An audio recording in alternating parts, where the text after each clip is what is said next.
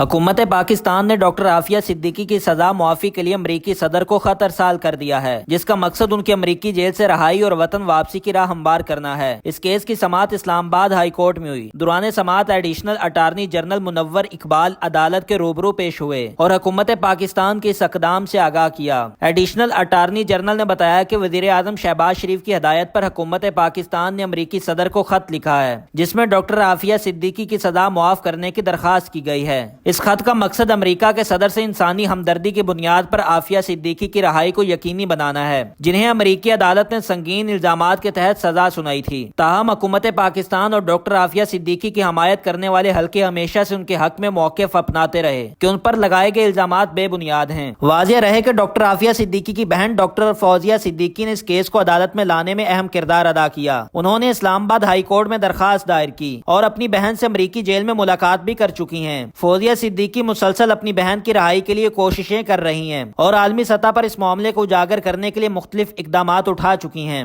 Doctor Aafia Siddiqui کی گرفتاری اور سزا پاکستان میں ایک طویل عرصے سے بحث کا موضوع رہی ہے اور عوامی سطح پر اس کیس نے جذباتی اور انسانی حقوق کے پہلوؤں کو جنم دیا ہے۔ پاکستانی حکومت کا امریکی صدر کو خط لکھنا اس بات کا اشارہ ہے کہ اس معاملے میں سفارتی کوششیں تیز کی جا رہی ہیں تاکہ ڈاکٹر عافیہ صدیقی کی رہائی ممکن ہو سکے۔ تاہم اس بات کا فیصلہ امریکی حکومت اور صدر جو بائیڈن کے رد عمل پر منحصر ہوگا۔ وہ اس درخواست کو کیسے دیکھتے ہیں؟